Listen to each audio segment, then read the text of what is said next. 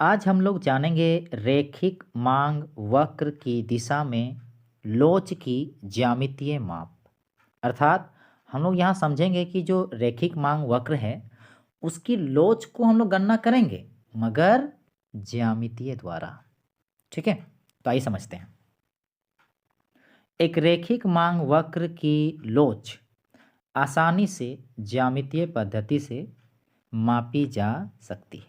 मतलब अगर आप मांग की लोच अगर निकालना चाहते हैं रैखिक मांग वक्र पर, तो इसे आप आसानी से ज्यामितीय पद्धति से माप सकते हैं।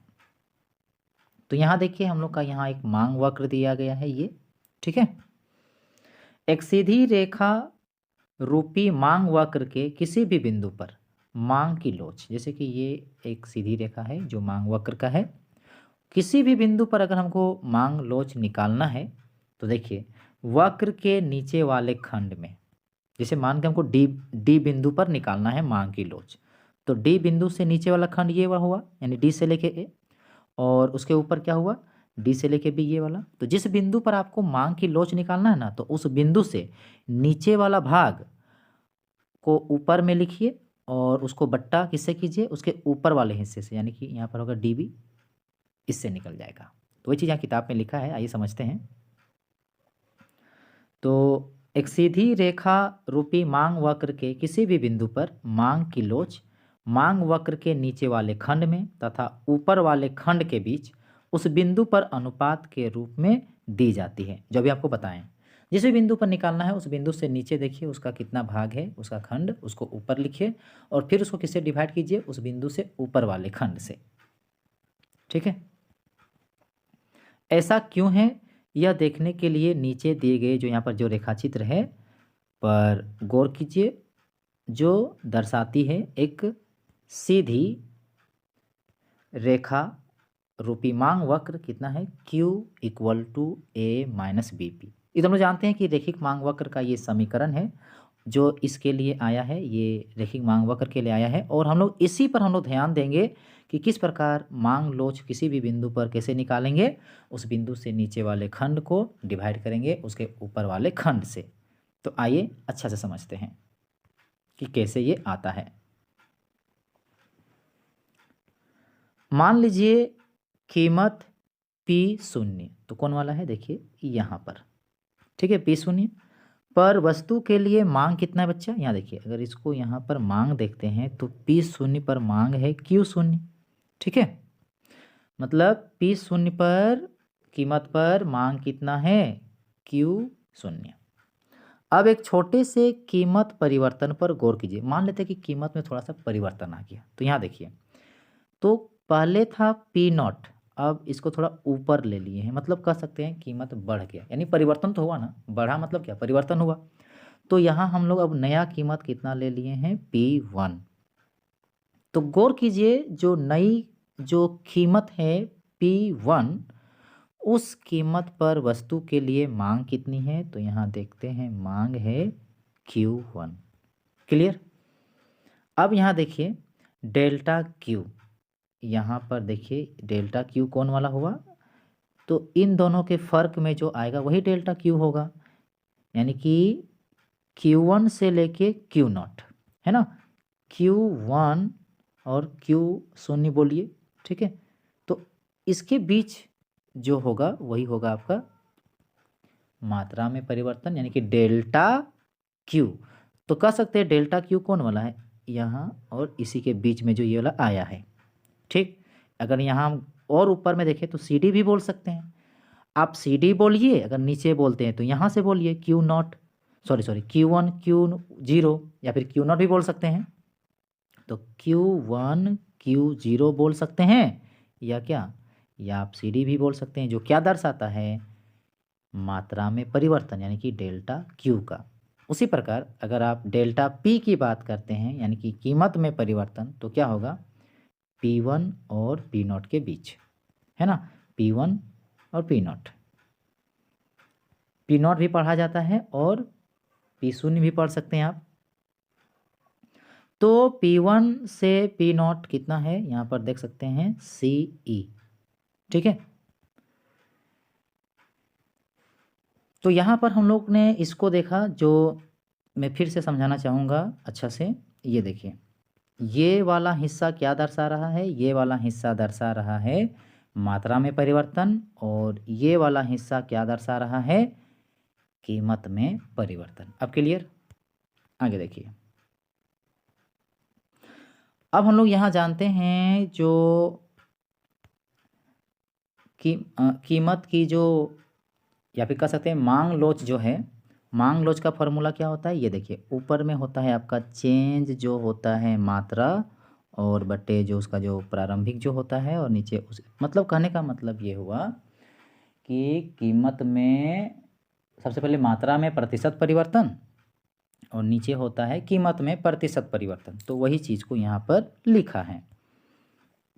अब यहाँ देखिए, डेल्टा क्यू का डेल्टा क्यू, नीचे डेल्टा पी, चूँकि ये सबसे नीचे है, हम लोग जानते हैं सबसे नीचे वाला बट्टा ऊपर चला जाता है और ये वाला यहाँ लिखा हुआ है। ठीक है, अब हम लोग यहाँ पर समझने का कोशिश करेंगे और आगे यहाँ देखिए, तो यहाँ उठा है सवाल डेल्टा क्यू का। तो डेल्टा क्यू क्या है, अभी आपको पहले बता दें, ये वाला है, यानी कि कहाँ से कहाँ तक न, Q1 से Q0। तो जो किताब में यहाँ पर लिखा है समझ में आ गया होगा आपको, यहाँ ठीक लिख दिया है डेल्टा क्यू की जगह पर। अब डेल्टा पी की जगह पर क्या लिखते हैं, इसको लिख सकते हैं P1 P0। अब सही, अब यहाँ बीच में गुना है तो बीच में गुना, और यहाँ जो P0, ठीक है, क्या लिखा है P0।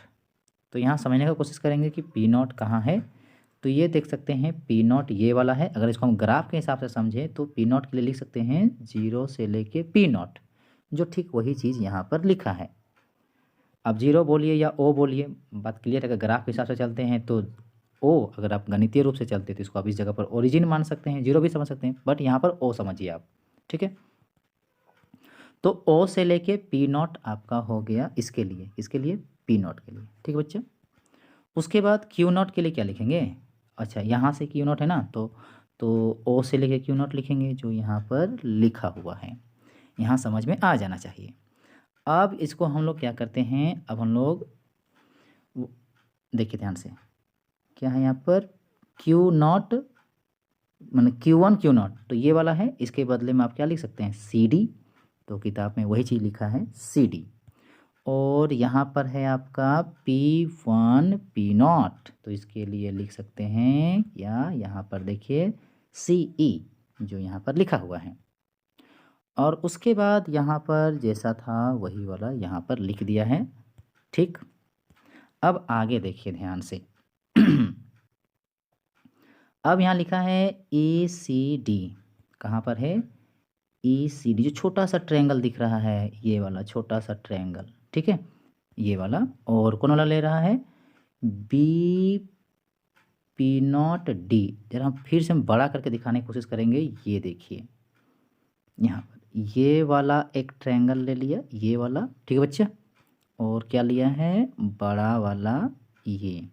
अगर इसको गौर से देखिए, अपना क्लास 10th को याद कीजिए, तो यहाँ पर देख सकते हैं दोनों ट्रायंगल में ये D है कॉमन दोनों ट्रायंगल में, और दोनों ट्रायंगल में, पहले पूरा करने दीजिए, फिर से रिपीट करना चाहूँ।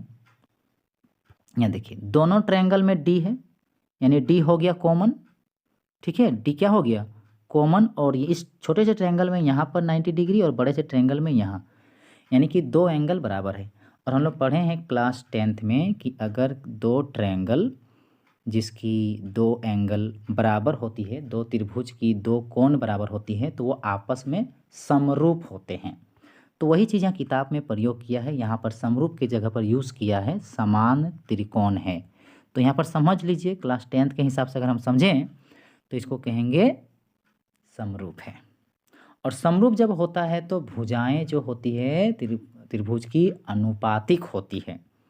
तो इसका मतलब ये हुआ कि अगर ये छोटा वाला ट्रायंगल और बड़ा वाला ट्रायंगल अगर सिमिलर हुआ है, समरूप हुआ है, तो क्या लिखेंगे, तो आप इसको CD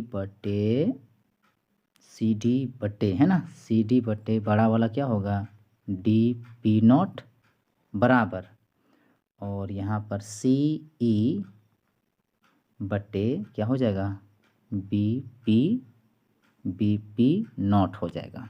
आप इसको फिर से रीअरेंज कर सकते हैं, तो क्या लिखेंगे, सी डी बटे, इसको इधर ले आइए सी ई, और इधर इसको ये ऊपर उधर भेज दीजिए। तो किताब में बिल्कुल यही वाला लिखा है, आप यहाँ देख सकते हैं। ठीक है, तो क्या लिखा है, ये लिखा है अरेंज करने के बाद।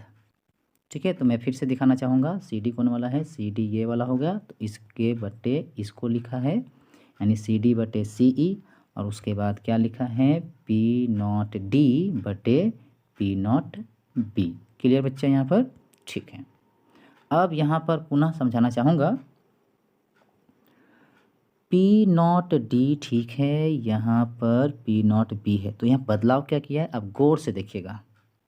पी नॉट डी कौन वाला है, पी नॉट डी ये वाला है। तो यहाँ से लेके यहाँ जितना बड़ा उतना बड़ा, तो यहाँ से ओ से आप ओ से लेके क्यू नॉट भी तो लिख सकते हैं, बराबर है। तो किताब में वही चीज़ किया है, इसके बदले में इसको लिखा है ओ से, ठीक, और नीचे जैसा था वैसा रहने दिया। तो मांग की लोच के हिसाब से हम लोग को क्या आया था, ये आया था। ठीक है, तो इसी पर विचार करते देखिए, तो ई डी का ई डी हो गया बराबर सी डी के लिए क्या लिखेंगे, सी डी के लिए देखिए यहाँ पर लिखा हुआ है, लिख सकते हैं सी डी के लिए ओ क्यू नॉट। ठीक है, और यहाँ पर नीचे क्या है, सी ई, तो सी ई के लिए क्या लिख सकते हैं, सी ई के लिए लिख सकते हैं हम लोग पी नॉट बी गुना, अब इसको लिखिए जो यहाँ बगल में था, तो क्या था आपका ओ पी नॉट बटे ओ क्यू नॉट, तो आप इसको काट दीजिए। ठीक है, तो ऊपर में क्या बचा, ओ पी नॉट, जो यहाँ पर देखिए ओ पी नॉट लिखा, नीचे क्या है पी नॉट भी, देखो यहाँ पर लिखा है, आप समझ में आ गया होगा। ठीक है, अब यहाँ देखिए, यहाँ आप देखिए ओ पी नॉट कौन वाला है, ओ से लेके पी नॉट ये वाला है, इतना ऊपर, आप इसके बदले में क्या लिख सकते हैं, इसके बदले में आप इसका ये वाला भी लिख सकते हैं, यानी कि क्यू नॉट से लेके डी तक। तो वही चीज़ यहाँ पर लिखा है, क्यू नॉट से लेके डी। उसके बाद P not be, P not से लेके बी तक, इसमें कोई परिवर्तन नहीं किया है, उसको यहाँ पर लिखा गया है। क्लियर यहाँ पर? ठीक है, अब यहाँ देखिए बच्चा, यहाँ पर देखिए, अब यहाँ पर कौन कौन ट्रायंगल ले रहा है, देखिए B P not D, B P not D ये वाला ट्रायंगल ले रहा है। उसके बाद क्या लिया है, बी ओ ए, बी ओ ए, यहाँ मैं आपको बताना चाहूँगा इसको नहीं लेना था, यहाँ लेना था ये छोटा वाला, ये वाला एक लेना था, और एक लेना है ऊपर का ये वाला, आप समझ में आ रहा है, इसको लेना था। अब यहाँ देखिए कि क्या हो रहा है, यहाँ गौर से देखिएगा, यहाँ पर ये 90 डिग्री, इसमें यहाँ ये 90 डिग्री। ठीक है, उसके बाद ये एंगल और ये एंगल बराबर हैं। अब कैसे बराबर मैं समझाना चाहूँगा, यहाँ पर ध्यान से देखिएगा, क्योंकि ये और ये पैरेलल हैं, यानी समांतर है। मैं पुनः समझाना चाहूँगा, ये लाइन और ये लाइन क्या है, समांतर है, ये समांतर हो गया, और ये वाला लाइन हो गया तिर्यक लाइन, काटने वाला। तो जाहिर सी बात है ना कि ये वाला जो एंगल होगा और ये वाला एंगल होगा वो संगत कोण से बराबर होगा।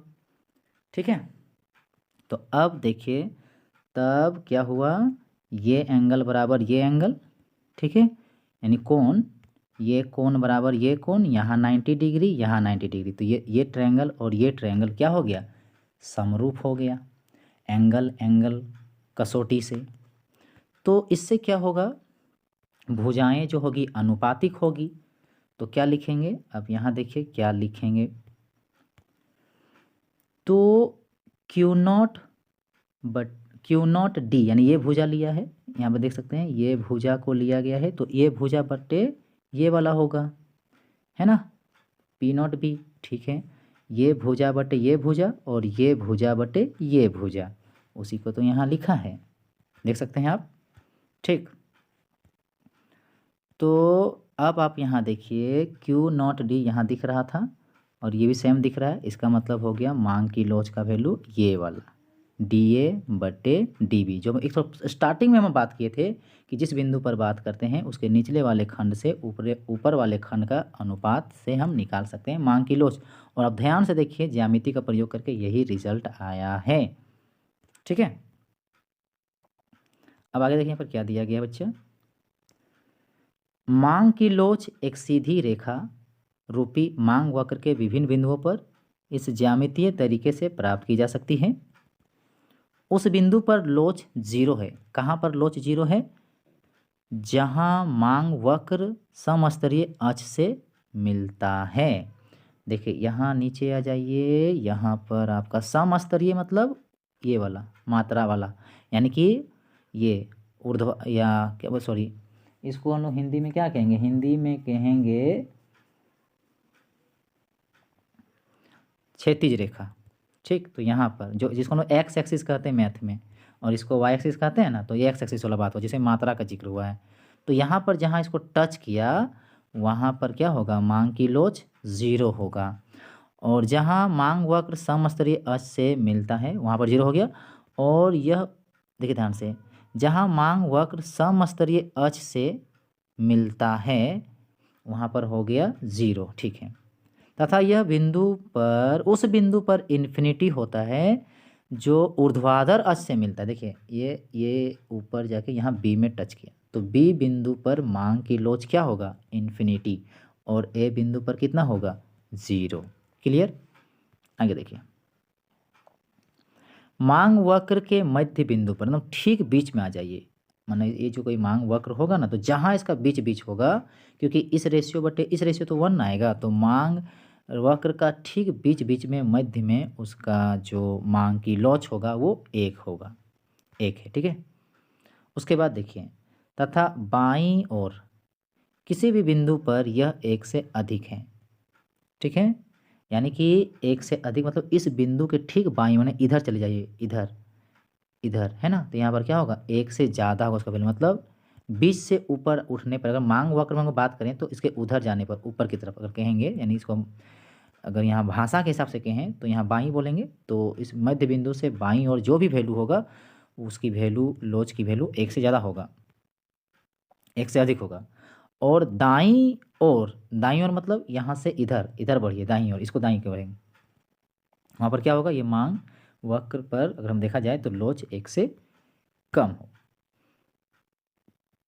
ध्यान दीजिए कि समस्तरीय अक्ष पर, मैंने फिर से वही रिपीट कर रहा है, समस्तरीय मतलब यहाँ पर, समस्तरीय मतलब क्या? ये मात्रा वाला लाइन पर, यानी कि क्षितिज पर।